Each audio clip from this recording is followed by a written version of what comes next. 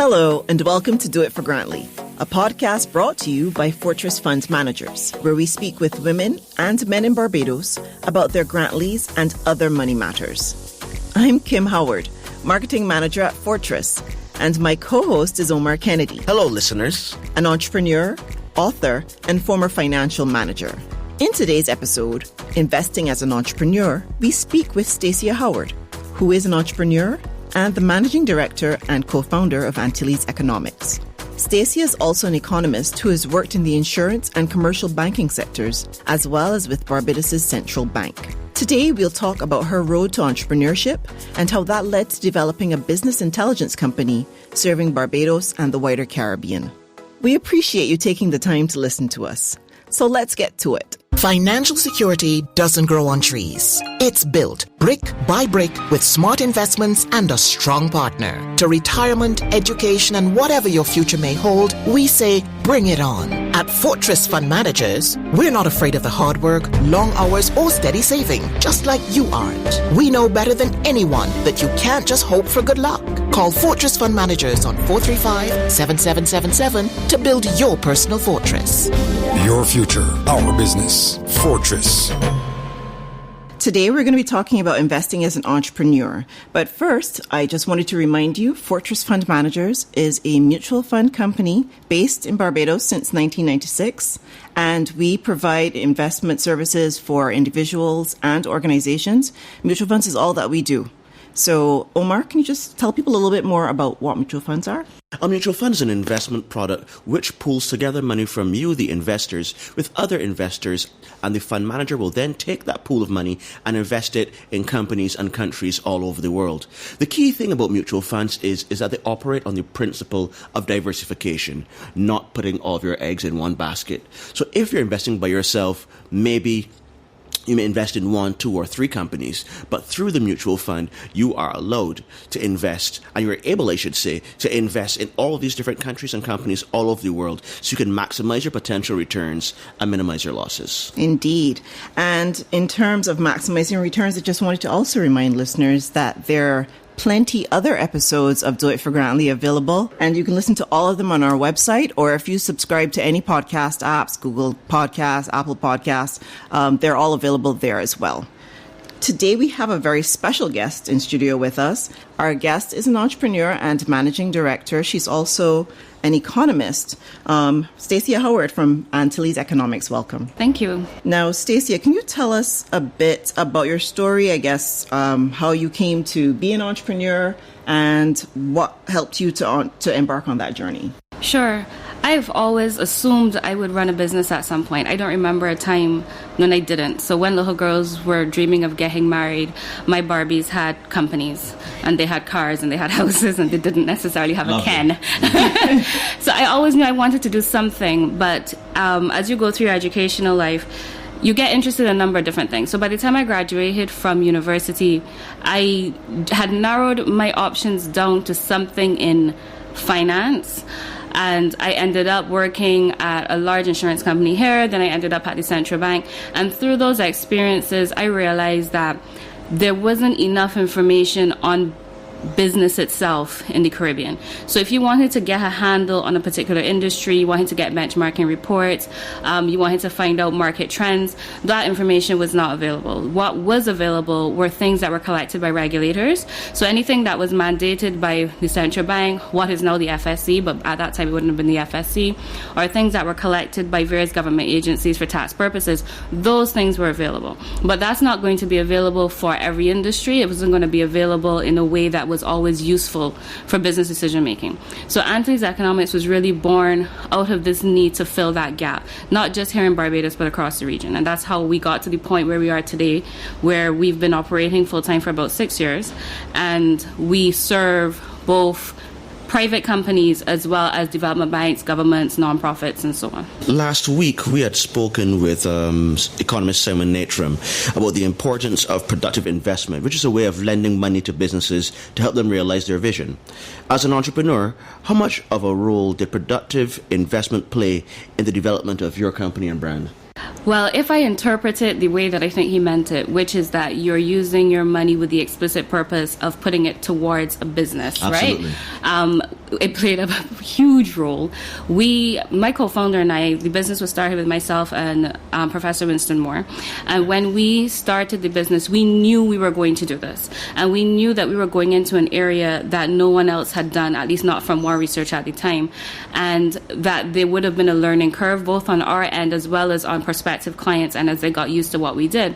So we deliberately saved for me to go full-time into the business.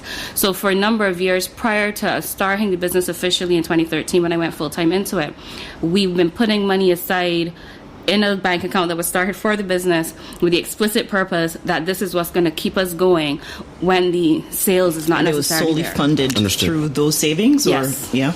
At that time, it was solely funded through the savings, and that actually we've remained relatively bootstrapped to this day. So we tend to use either our savings at the beginning in particular, and now we would use the residual income from projects that we do for clients and so on to keep us going and help us grow. I'm glad to hear that. We actually discussed that last time before our last podcast. We actually said that persons who wanted to invest in their own business, a way to do it would be to go to a mutual fund company like Fortress. Kim called him the smart man. And, they put money down for a period of time, and when they have reached their financial goals because of the power of compounding through investing over time, at that point in time, you can then pull some or all of your money out and then turn it into that productive investment which comes to your own personal business, or if you're investing in somebody else's business. So I'm very, very happy to hear you say that. Is that something that you would do now if you were to do, if it was 2013 had come forward now and it was, you were starting again, would you do it the same way? What we would change is the money that we put into a bank account would probably have gone into something else that would have actually earned us a better return. Now, in our defense, at the time, we didn't think it would be in the bank account for as long as it ended up being in the bank account. Right? So when we were first starting and saving the money and putting it aside, we didn't expect that would take us the number of years that it did.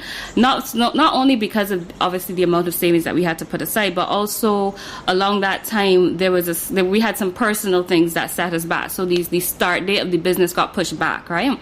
If we had known some of those things were coming, then yes, there's no way it would have just gone on a bank account. We would have put it into something that we know would have given us a greater return on the amount of money that we were putting aside. Because as you're actively saving for something like this, the conventional wisdom is that you need to put aside about 6 months of your expenses. Mm-hmm. What I would advise people now is put aside about 12. I find that 6 months in the startup of a business, 6 months of expenses can go really, really fast, correct, right? And I would advise people to put aside 12 months. Now, if you think about what that works out to from a dollar value standpoint, it really makes more sense to, if you're actively saving for it, to put it in a mutual fund or put it in something that you know you're going to get a return on that investment every time, as opposed to just putting it on the bank account, which is what we did. All right. And also things are different now, so... Very different. Yes. So the level of growth that you would have seen coming out of your bank account at that time would be different than what it would be now. Because I think the MSR, minimum savings rate, was still in place. But even so, it was like 2%. Yeah, 2.5% or something like that. And now it's like essentially 0. Or something like that, yeah. Ridiculous. Now, in terms of entrepreneurship, persons need to understand that entrepreneurship is not only just an investment of cash into your business, but an investment into yourself, your ideas, and your vision, not just for today, but for tomorrow and next week. So can you tell us a bit about that? How is entrepreneurship an investment in yourself, your ideas, and vision? Well, let me give you a bit of perspective. As I said, I started off in finance. I started off in financial services, and I am an economist. And one of my responsibilities when I was at the central bank was to monitor the financial system. So I'm coming into this with not pedestrian knowledge of what to do, even though, yes, I would still make mistakes, right? And how we look at investing is you can invest with the expectation of getting a cash flow. You can invest with the expectation of getting capital gains. What we do now is we advise people to, wherever you can, invest in your future, right? Mm-hmm. So, and that I think is probably what you're thinking along the lines of investing in yourself. So investing for us when we started the business was definitely an investment in both of our, so both myself and Winston, but for the long term. So we knew that we could probably get cash flow investments with that same money but that may not necessarily give us the future that we were looking for. So we actively put this money aside, knowing that we were doing it for the long haul. It was an investment in the particular life that we wanted, the kind of business that we wanted, the impact that we wanted to have in the world. I don't think a lot of people consider investing in businesses in that way. I think they think about it as creating another stream of income or creating a cash flow.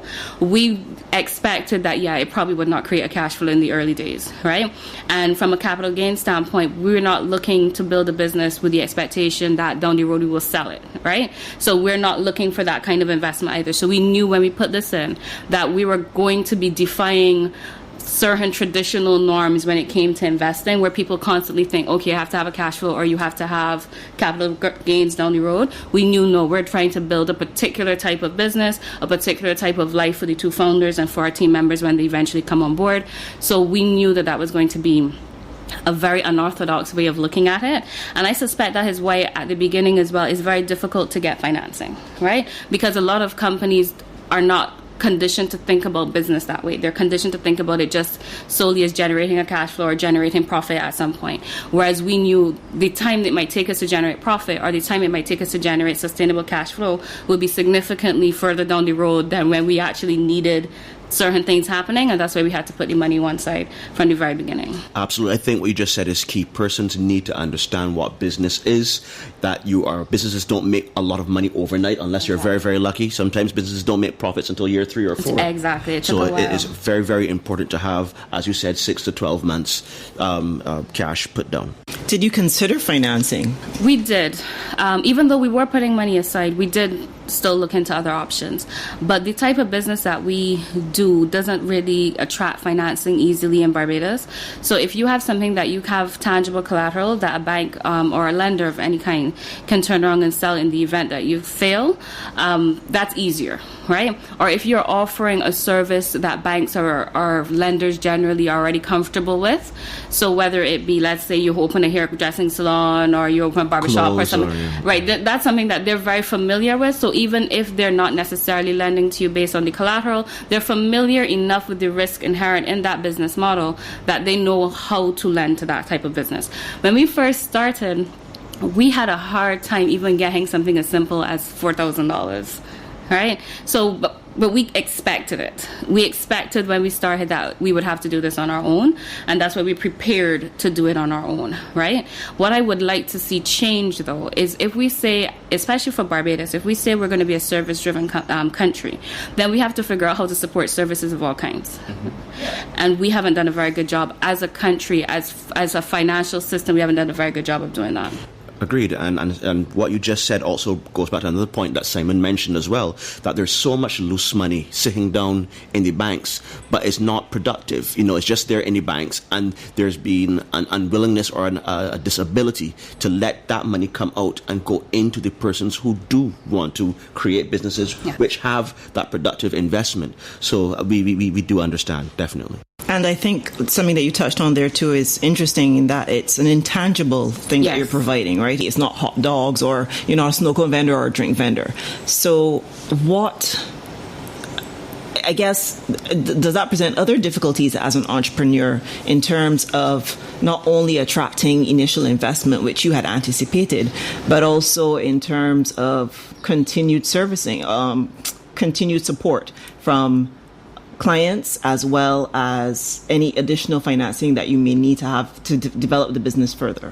I would say yes, definitely. So as you said, beyond just the fact that we knew at the beginning we would not necessarily be an easy person to lend to, easy company to lend to, but over time we've also recognized that we would have to prove it. So from the very beginning, we knew we would have to prove ourselves. We knew that we would have to prove that what we believed was the value that we were offering to our clients was actually the values. We had to prove it to clients and prospects. We had to prove it to bankers. We had to prove it to anyone that comes into contact with the business that's going to build a long-term relationship with us. We had to demonstrate over and over and over again that we know what we're doing and this genuinely will deliver value. And over time, it's actually gotten easier. So even with our bank, over time, it has gotten easier as they have seen not just the growth in the financial side, but also they've seen our client portfolio. They've seen what we've been able to accomplish as a company. And they can wrap their head around what it is that we do better now because we can show them examples and we can show them case studies. At the beginning, when you first start off, you don't have any of that, right? So it's those first few clients that take the chance on you that really determine when you're a service professional whether you're going to make it. So if you can get very good clients in from the very beginning, that makes a massive difference. And what we were lucky with is that when we started, we didn't start from zero. We started with experience consulting for development banks and consulting for governments and so on. So when we went into Antilles economics, we were already familiar with that space. We had some of those clients as proof that, okay, we know what we're doing. But it still obviously wouldn't be enough until you actually get off the ground and you start building the brand and you start getting out there and people get a lot more comfortable with what it is that you do. But generally, I would say that once you're offering something that fundamentally is not just a service, but it's a mental service, right? You tend to have a lot of doubters, right? You tend to have people who, because they can't see your brain, right? So they have to wait until you can deliver output. So when you come and you just have ideas, it's very, very difficult for people to wrap their head around what that looks like when you actually produce something that's a little bit more tangible, like a report, right? So it's always going to be a hard sell for anybody that's selling essentially their ideas and their expertise. That's always going to be a hard sell. And I always advise when we talk to smaller companies now and people who are now starting out, we always advise them to just expect it to take a long time. So financially plan for that, right? Because you still have your own personal life to live. So plan that it will take a long time, right? You will not be an overnight success. I don't even believe there's such thing as an overnight success, right? But they definitely will not happen in the service area. In the service area, it definitely takes longer unless you're lucky enough to be coming from like a 9-to-5 into your professional life with that track record already, right? When you have to build it from scratch, it's just going to take a while. Understood. A question that we have for you now is we were going back to the mutual funds. We're going to dabble into a little bit of pensions as well. When you work a 9-to-5, you work at a large enough company, you may have a pension plan. Mm-hmm. As entrepreneurs, as persons who own our own businesses, we do not have that luxury. Mm-hmm. So could you tell us how important you believe that using some of the company funds and put them aside for yourself and your staff to have a pension plan, how important it is as an entrepreneur to have your own pension plan? Well, we definitely agree because, well, for sure, I have one now, right? From the time we started the business, I knew I was going to give up my traditional 9-to-5 pension. So I went straight, and I actually have it with Fortress, and I went straight to Fortress. Good call. And I started one there. And I knew that I wouldn't necessarily be able to put money into it every month the way that you would when you work a 9-to-5. But I said, okay, if I just take a little piece of my savings now, put it one side, I'll never remember it, which I don't. It's gone as far as I'm concerned. So I put it aside. And then once we have money, then yes, once I have the extra, you put more. And the plan is that eventually you will get to the point where the cash flow is so stable that you can say, okay, you can take a direct debit out of my bank account now, right? But at the beginning, I knew we were giving up a pension plan. And I knew I had to find something to do with the money that was coming from the 9-to-5 pension plan anyway. I didn't have that money before. I'm not going to miss it when I get that lump sum back from the traditional employer plan and just put it straight into a registered retirement, which is exactly what I did, right? And I put it and I don't remember it, I don't think about it until every year when I'm going through my financial situation. I'm like, okay, how much money can we consider doing this year, right? I think for most people, though, it's very, very difficult to consider that. But I think you have to. I think you have to plan for the future. You have to consider there will be a point in your life when you will not be working, right? And what do you want to be doing at that point in your life? And I used to do, one of my very, very first jobs was doing pension planning. And people would come in at, retirement age expecting that they can go on cruises and they can travel the world and they can clear their mortgage. And then when we work out how much they've actually invested into their pension plan, it's just not enough. And I had vowed from a very early age that was not going to be me, right? When I retired, I wanted to do whatever it is that I wanted to do. I didn't want money to constrain me. So I've always been putting money aside. Agreed. And then with respect to our team members, yes, that is something that what we do, because we're still very, very small, so we can't do it on their behalf as yet, but we make them do it themselves, right? So we nudge them and encourage them and force them, and they have to do check-ins and let us know what they're doing, because I don't want a situation as well where, God forbid, something happens and the company folds, and then you're left hanging because you never planned for the future, right? So we always tell our staff members, and I'm fairly aggressive about it, that you have to put money aside, and it can be a pension plan, it can be a registered retirement savings plan, you can put it into mutual funds, but you can't just put it on your bank account and go and potentially take some from it. Yes, when you need something. And spend it, right? And then the reality is too that, the prevalence of illness at a younger age is a major thing. Mm-hmm. So I wouldn't want a situation where a staff member or myself or anyone on the team gets ill and then we don't have a cushion. Right, so everybody has to save. And I like what you said too, Stacia, about the fact that, okay, so you were able to transition an existing or a former pension plan into an RRSP, and that's usually one of the options that people have when they leave a company. They could move it into a registered retirement savings plan.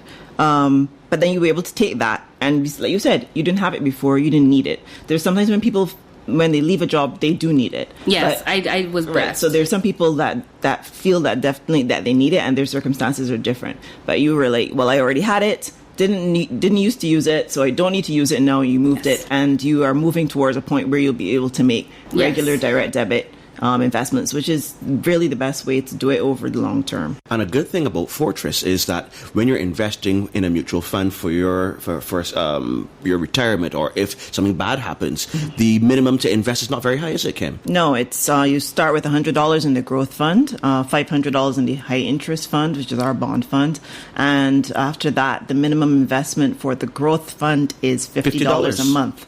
So it's really not entirely out of reach for most people, or for some people. I'm not going to assume anything about anybody, but it's achievable when you think about some of the things that we do spend our money on.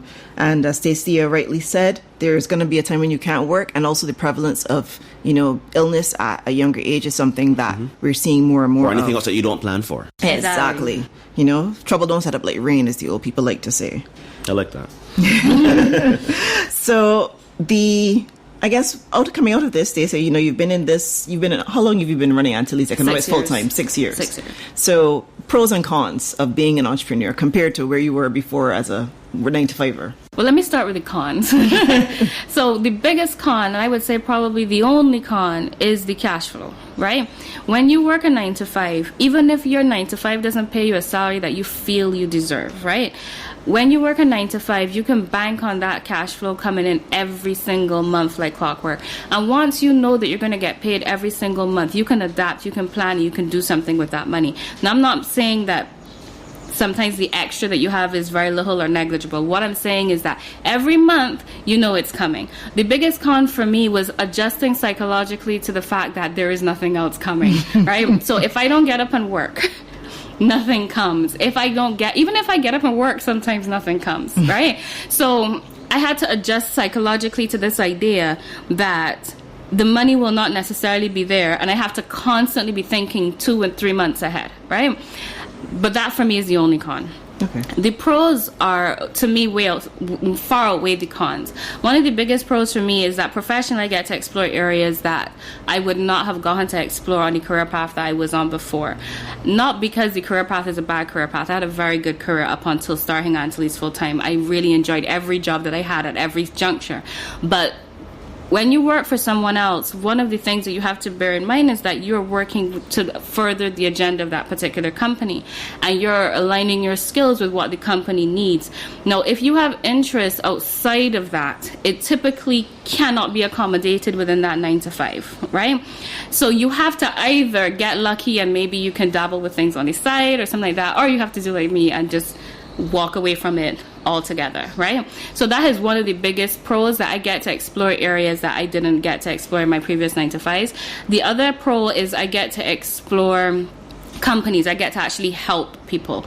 Because we started Antilles with the goal of closing a gap in the Caribbean, I take a lot of pride in watching it close, right? So I take a lot of pride in watching the companies that we work with get better and better and better at their decision making and make decisions that I can actually see the effect. So we always check in with our clients about a year after we've done any work with them, roughly a year after, just to find out, were you able to actually use the insights to achieve whatever it is that you wanted to achieve? And we've had clients that said, yeah, that they acted on our recommendations and they've had growth rates of 300% and so on. That's really, really inspirational for me. And I didn't get that kind of feedback in my previous job. So I feel that the pros in my case far outweigh the cons. Okay, that's awesome. And, you also talked too about being able to put aside for your future as you have determined as well. So it's also a little bit, that's another thing that you can also do as an entrepreneur. Yes, sometimes the cash flow isn't always there, but the aim is to work to the point where you can put aside at the level that you feel that you should be able to, as opposed to necessarily being bound or feeling bound by a restrictive or a limited pension plan. Yes, agreed. In your opinion, how can investing in mutual funds with Fortress fund managers improve your financial standing? Well, for me, when I first started dabbling with mutual funds, it was because I knew I didn't have the time, the energy, the patience to do the kind of analysis that would be necessary to actually invest in these companies on my own. I mean, even though I'm coming into it with, as I said, not pedestrian understanding of these things, it takes time. It does. It takes diligence. It takes, you need somebody who's on it all the time. And frankly, that was not going to be me. So I wanted to put it with a company that I felt you have people dedicated to managing this fund. I wanted the diversification without having to actually go and diversify it on my own, right? And so one of the very first investments I ever had was a mutual fund. And I maintain mutual funds to this day, even if I've had to sacrifice others over the years, because I know that somebody else is actively monitoring this and making sure that they're minimizing the risk to the best that they can and maximizing my return. So I would actually advise entrepreneurs, if you're going to pick something, mutual funds are usually an easy way to do it, right? So you put the money in, you forget it. Someone else worries about getting the diversification, minimizing the risk, maximizing the return, and you know that you're going to have exposure to all of these different asset classes that you don't have to actually sit down and stay on top of. Now, everyone can't necessarily do that with a lot of money, but as I said, if you can start with a little bit, which is what I did when I first started with mutual funds. After tax, the amount of money that I got was $200 after paying taxes, and I still had my student loan. And I was living at home, but you have to contribute. $200, I couldn't even get to work. I couldn't even catch a bus and get to work comfortably. So I understand when people say, oh, they don't have enough. As soon as I got a little bit more than $200, I was like, well, I was living on $200 before. So I could live on $210 or I could live on $250, and the extra money I was putting it aside. And I remember the first day I went down to open my first mutual fund account, and I was like, I told the guy, I only have X amount of money. He was like, okay, great. And I started with such a little bit of money. I'm not even going to say here, it's so embarrassing, but I started with a little bit of money, but I knew that I could live without, because I lived without it before. Tell us how much it was. When I started with just under $1,000. That you would not believe how long it took me to save that. That's fine. Right? Stacia, you can start with 100. So. Yeah, at the time, I didn't know that. But at the time, even just to save $1,000, when I was first starting to work, was like, I felt like it was like extracting blood at some point. But then when I got it, and I remember talking to this older guy that worked with me and said, okay, I want to go and do mutual funds. And he actually drove me during my lunch hour to go and get it done. And I remember feeling a little bit embarrassed because I thought, I'm only starting with less than $1,000, and I'm sure the people in here with like way more than that. And the guy looked at me like I was just the dumbest thing, like, come with your money, you know what I mean? Like, don't be silly. And since then, I've never stopped. Even when I've had to sacrifice every other things, I've left the mutual funds because I was like, somebody else is going to manage the risk, and I don't have to worry about that. And as we said before, it compounds, it gets larger over time, and I'm sure you're much happier now. I am, and I still don't touch it. So even to this day, I still leave it where it is and just let it continue to compound. So they keep investing more and more and more of the money as it makes interest and so on. Perfect. And I just leave it. Well, Stacia, thank you so much for sharing all of this with us, because at one point I thought, somebody's going to think that she's working for Fortress. No, no, but I really, really appreciate you sharing your story with us. The whole drive to develop Antilles economics. I love the name, by the way. Thank you. And the whole thing of developing, saving towards the opening of the company, planning to support your cash flow, do those initial lean times, as well as your requirements or your encouragement of your team, to save and invest as well. There's not every employer that thinks about that or cares about that. But it's really good that you do. And then, just sharing with something that, Marv been talking about from the time we started this podcast, that you really don't need a lot to start investing. And there you were, somebody who had a background in finance, who thought that your really $1,000 was too little bit, but it wasn't. Yes. So I'm happy to have heard your story today. I'm really grateful that you were here to share it with us. Well, thank you for having me. And I'm really grateful that you listeners were here to hear from us as well. You can look forward to our next podcast, where we'll be speaking with Michael Lashley, Chairman and CEO of Lashley Financial. And from Cape Shepherd Card Services, we're going to be talking with Chetwin Greenwich, who's the credit manager. And we're going to discuss the use of credit cards and how they can help or hinder your financial journey. For now, that's Do It for Grantley. I'm Kim Howard. Omar Kennedy. And thanks for listening. Do It for Grantley is a production of Fortress Funds Managers. You can listen to and download all our episodes in all the good places podcasts are available, including SoundCloud, Google and Apple Podcast, TuneIn, and more. Or on our website, fortressfund.com. That's fortressfund.com. Remember to let us know what you think. So email us at info@fortressfund.com or message us on Facebook or Instagram at Fortress Fund Managers. Most people find out about podcasts through recommendations. So spread the word and tell your friends about our show. Until next time, I'm Kim Howard. And I'm Omar Kennedy. Thanks for listening.